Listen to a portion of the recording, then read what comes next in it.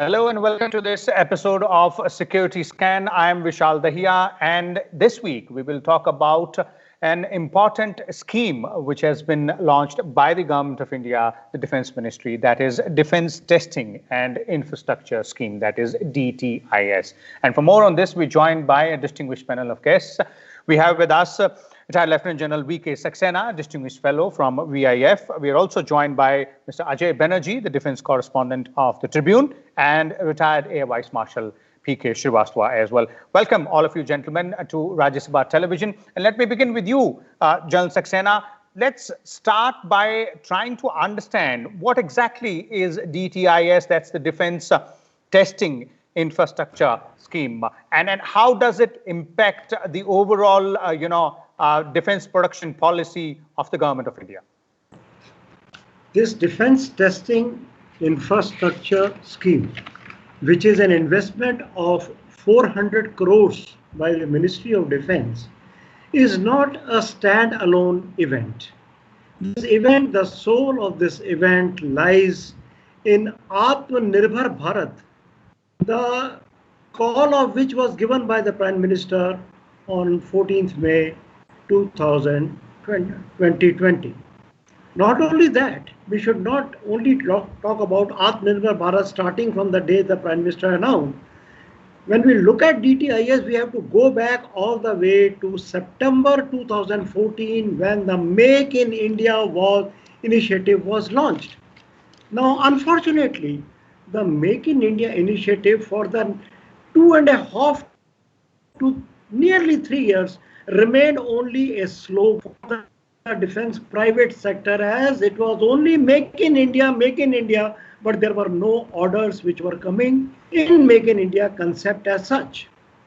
Some successes started to come toward 2017 and 18 in Make in India when the government realized that it is time to actually operationalize Make in India. This is they did by clarifying the doubts in defense procurement procedures, coming out with more enabling provisions, then also talking about the Make 2 procedures, taking out the doubts from the strategic partnership model, the PPP partnership, and so on.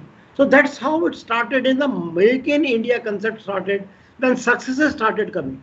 The Mahindras got the M77, M777, the L&T got the K9, and now the Tata Power got 1,200 crores contract for the radars and so on. Then came around 2018 and 19 when the finance minister announced a very major thing. What was that? A defense industrial corridor. 2 corridors were announced, one in Uttar Pradesh, another in Tamil Nadu, at the cost of 3,000 plus crore. Now, what was this? All this defense industrial corridor was to carry out investment in defense manufacturing units to modernize their production facilities, as also to increase connectivity between them so as to boost the domestic production sector in defense and aerospace sector. Now, this was the starting point. Thereafter, the government realized that while the defense private sector, it can make out prototype of equipment, can do R&D, can do something. But the major expenditure of these things lies in carrying out testing, carrying out infrastructure, integration of the equipment. These are the major expenditure. Just to give you an example, if you talk of an air defense system, which has got radars, which has got missiles, and which has got battle management and control system. While you can produce a prototype of this system, but to carry out testing of it, even the radar, the just simple radar will require testing in peak power, pulse repetition frequency, in beam pattern, antenna pattern. The missiles will require to be tested in their dynamic testing, sustainer motor, booster motor, active seeker, autopilot, the battle management control system. Government realized that it is not possible for the private industry, which is just about coming up, to also have all the integration and test facilities on board. Okay. So it announced in July 2018, August 2019, the thing came out. July 2018, the intention was announced, and August 2019, the government announced that all the various defense testing and integration facilities which are with OFB, which are with DRDO, which are with BEL, BDL, and DGQA will also be shared by the private sector. Now, this was an announcement which was considered to be a landmark announcement. Now the private sector will be able to test. But the ground experience for the last 2 years have been that the private sector continued to ask for dates, timing, slots for carrying out testing in the facilities of the public sector, but those were not forthcoming. Why? Because the calendar of the private sector itself was so blocked that they said, all right, there is no dates for us, and people kept on waiting for a long time. And the government got a hint of this. I have attended 2-3 seminars in which the private industry came up, sir, this is an empty promise. In July 18 and August 19 promise is an empty promise. Nothing is moving because we don't get the facility. So government said, okay, instead of you sharing the facility, let me do one thing. Let me make a grant in aid investment of 400 crores. That is called the government portion of the DTIS, and they made a special purpose vehicle. They said, okay, industry, you come, academia, you come, associations, you come, R&D organization, you come, make a consortium. This consortium will become a special purpose vehicle. You build BOM model. What is BOM model? Build, operate, maintain. You will give you the aid in setting up the facilities. Total of 8 greenfield ranges. What is greenfield range? Greenfield range is a range which can carry out defense testing and infrastructure. It's a greenhouse, but it will be set up where the defense industrial sector had already come up in 2018-19. In fact, I remember Nirmala Sitharaman, our defense minister at that time, inaugurating in December 19, and the Lucknow one was announced in setup in August 19. Now this has to be amalgamated. You see how the process is going on from 2014, thereafter the DIC coming, thereafter operationalization of the Make in India procedure, thereafter making the announcement of 2018 to share facilities, nothing happening about that. Now government proactively coming, and in between this, one very important thing left out, which is in March 2020, when the world was fighting with COVID. Today 7.04 million affected and more than 400,000 deaths. The Prime Minister on 30th April said, all right, this is all right, COVID and all is going on, but the threat equation with Pakistan and China is going to revert back immediately. Win COVID or without COVID, you better put your act together and find ways and means to boost the defense and aerospace sector. This was by 6 major steps. What were those steps? First step was corporatize the ordnance factories. Then also streamline the defense procurement procedure, carry out focused allocation of resources, carry out more money in L&T, also hand holding the private sector, and boost defense export to the dream target of 5 billion in 2025. This happened in 30th April. Thereafter, on 15th May, RM announces the policy of DTIS of 400 crore investment. So you can see the pattern building up. You can see a consistency building up. You can see a mindset building up of the firm resolve of the government to take the India out from the infamous tag of second largest arms exporter with 13% share of defense export of the world. Okay, definitely. General Saxena, that is a very apt, understanding for our viewers in terms of the timeline and how DTIS came through. But let me bring in Ajay here. Ajay, another important aspect of the scheme is the involvement of MSMEs and the startups. How does that, help in terms of the overall defense production mechanism? Ajay? Vishal, yes. We must understand why this has come about. Please understand, when we go for testing of equipment, I'll take you back 40 years. When we started making cars in India, we had no facility to test a car, right? What is a crash test? How does it behave? What is the test of its, viscosity? What is the test of the oil in it? And what is the parameter? We had no such facilities. These were created 40 years ago. Now to come to the aerospace and the military industry, we are still just standing up in the making of defense infrastructure when we are compared with the rest of the world. Now, why do we need this? Say, for example, the Tejas was being made when the sanctions were imposed in 98 after the Pokhran 2 blasts. When this sanction was imposed, we needed testing facilities. the countries and the companies, the foreign companies which were doing the test for us, reduced. We had to create our own testing facility. When we create our own testing facility, there has to be a benchmark for everything.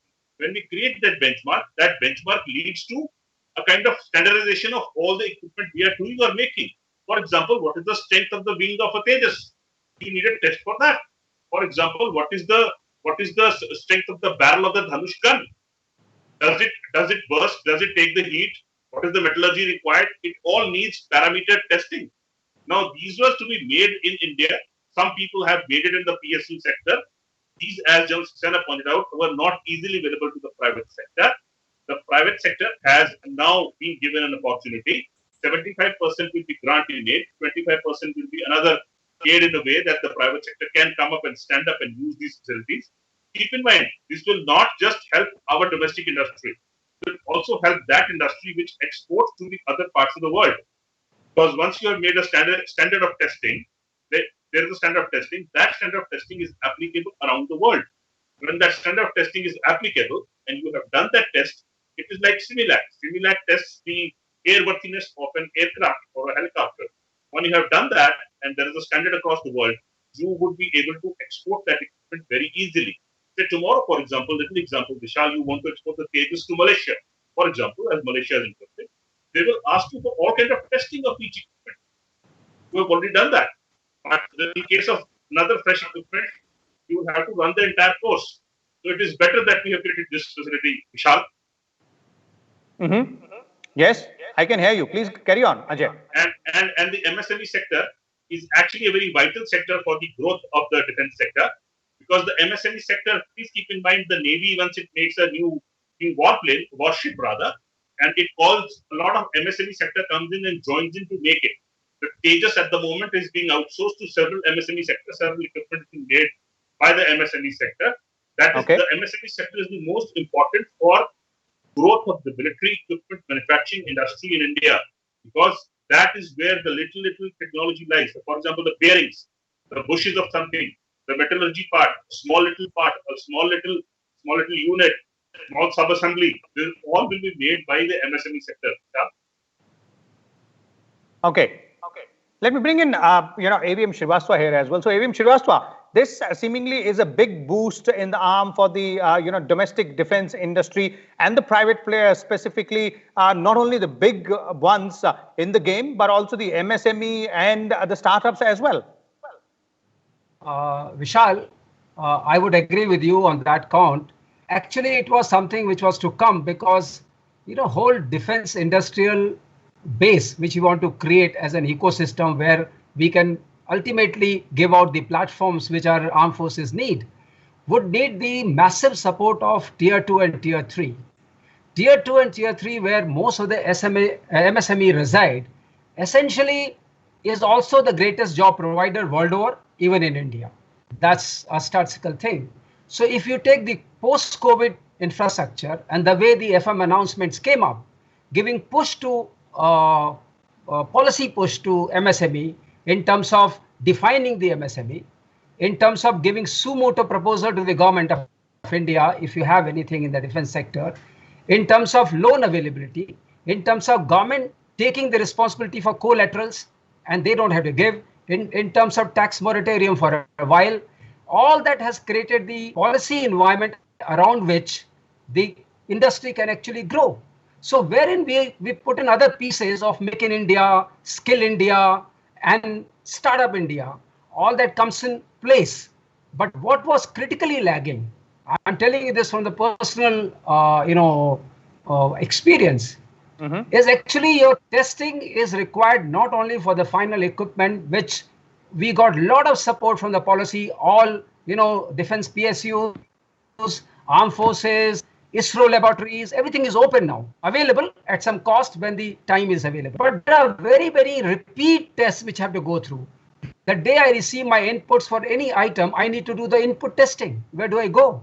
That also involves mill-grade testing, in-process testing. When the equipment is under in-process at sub-module level, you need a lot of testing has to go through. All of it, if you want to arrange for yourself, it is very, very costly because that equipment is used only once in a while. And then end product testing. all that combined for the mill grade becomes a kind of nightmarish issue for tier 2 or tier 3 industry, which survives at a turnover level of about 100 crores or so at the max. So in those levels, these investments were very capital intensive. And therefore, the things which came in, let's say we open the defense industrial corridor, and it was a natural outcome that we do something about the testing facilities. It's a very great and very welcome step. It has come out and is going to really work in the areas which are, of course, if you see the list of the testing which has been enumerated, rubbers and all that, they're all available in one or another pockets of the Government of India institutions, whether center or state. But what was lacking, that the kind of coordination you need to do, it really halts a production process. You cannot meet the timelines, you cannot really do it. You wanted something wherein you could walk in, there's a fixed price, and you can do. Okay. And you must notice what the thing says. From your point of view, bringing in the MSMEs or putting the focus on MSMEs and the startups as well also amounts to the overall holistic development of the entire defense manufacturing ecosystem, because as all of you are saying, as the government policy also says, that MSMEs are very critical players for this entire ecosystem. Sir, this conforming of DTIS is actually a perfectly fits into the scheme of gradual building up of our defense manufacturing sector and holding the hands of MSME. Now, not only if you look at the announcement of 20 lakh crore package for the industry, which have pluses and minuses, look at the package which has been announced for the MSME in terms of collateral free loans and also other types of loans. The loans apart, which has got many negatives in it. The point which I'm trying to make is today there is a facility which is available not by dates and calendar date which are not available. Here the government has come up front. Now I'll give you an example. In Bharat Electronics Limited has set up a $120 million facility called Defense Missile Integration Facility. Now this facility is at some classified place, I will not tell, but that facility is not only now for the well-made machines, it is through DTIS will be available to a whole lot of industry. Now imagine, our QRSAM has just about come up. As Ajay was bringing out, that once a system comes about, hundreds and thousands of tests, just take one missile, just one missile. What about the metallurgy of the missile? How much pressure it can take? What is the quality of the propellant in it? How much range will it achieve? What sort of warhead which will carry? Will it have autopilot? How will it behave? How the active seeker will behave? How the missile will be doing a dynamic test in wind tunnel? I have seen a wind tunnel myself. It's a huge structure. Now that is available in some, with the DRDO at some place. Have you seen ITR? ITR is an integrated test range of DRDO at Balasore. Now this is a huge infrastructure. It can not only give you a missile launch, it can give you a minute-to-minute record of missile flight, its behavior, its warhead movement, its autopilot movement, its tracking of the target, dynamic tracking of the missile and the target together, and the endgame scenario. Many long-range radars are deployed along the board. Now that facility, as a facility, becomes available to a private player at a cost of through the vehicle of DTIS. Now DTIS will say, we are not dependent and slave of yours for asking for dates. This is the two defense industrial sector in which there are 8 greenfield ranges in which now latest news you must have heard. The L&T has joined hands with MBDA in setting up a integration facility in the Tamil Nadu DIC.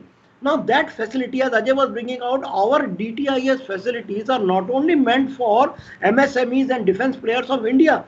Suppose somebody was like, if you remember, Mahindra Defense, when they got the order for M77, they had to set up a huge 2,000 crore facility called AIT, Assembly, Integration and Testing. Now that facility which is available to Mahindra for this is now made available as a AIT facility as one of the greenfield ranges in the DIC. Imagine the floodgates now opening for the defense private sector to carry out testing, and testing will require 3 volumes of books to write down what is number of tests are required to validate a weapon system. Srivastava sir has been in BDL, he has been the boss of Akash. We both have seen that for simple testing of Akash, hundreds and hundreds of tests are to be carried out, even for certifying a missile fit enough for a shelf life more than what is guaranteed by the manufacturer. It is called shelf life extension. It is not a joke. So those are the type of tests which the DTIS is only a beginning. It's very, for what is 400 crores? Peanuts. Peanuts. It will come forward in a very big way. The gates have been opened. Now, definitely. You're right. Floodgates have been opened here. And, the testing aspect or having a testing facility was one of the major obstacles which was being faced by the private sector. Now that is taken care of. Ajay, how would you see the scenario changing in the defense manufacturing ecosystem, the domestic defense manufacturing ecosystem? Because we are now talking about, slowly moving towards not being import dependent as far as defense, platforms, weapons or ammunitions are concerned. Well, see, Vishal, how I see it is that this is a step of progress from our country. The progress, how I see when we go to Europe and see these plants, some of these companies take us journalists to see these plants, and our eyes actually pop out seeing those plants, because those plants are integrated test facilities. They have got flight testing facilities, they have got flight takeoff, actual flight takeoff facilities. Now, these are all in the private sector. The Airbus, Boeing or Lockheed Martin are not Sarkari companies. They are private health companies, they are listed companies. Similarly, now as we have taken a baby step, I would say, but this is the step which we should be taking. This brings us at par with the global practice. Why? Because see, the global practice is that if you make a plane, what is its tensile strength? What is its range? How do you tell the world? Where do you test it? You have made a tire. It doesn't burst on landing. The plane. How do you test it? It has to be tested a certain number of times. So, for example, when you buy a small little watch, the watch says it will run for so many hours. Who says? They have tested it. That's why they are saying it.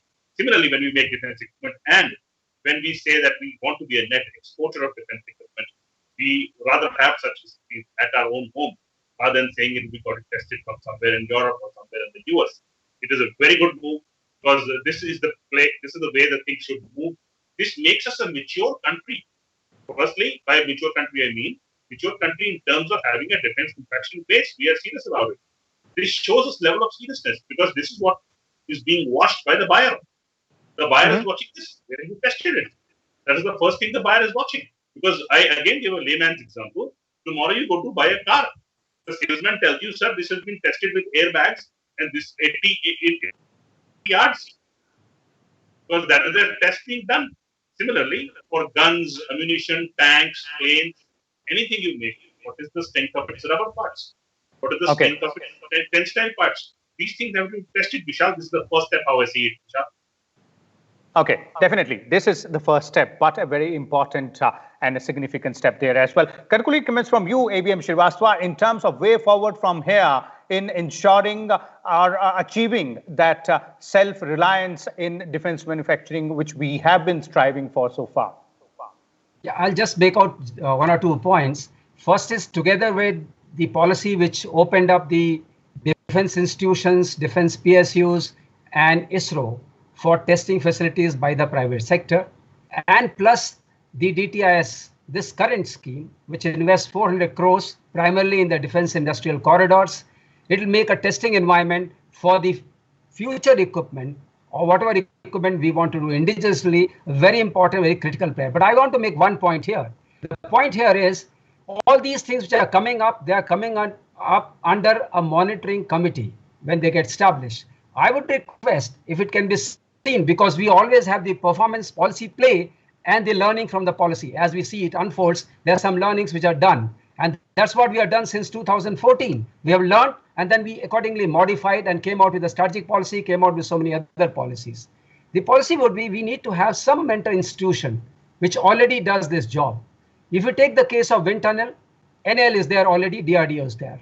You take the case of hypersonic wind tunnel, ISRO is there. You take the case of rubber testing, in Air Force, there is a BRD which does this job.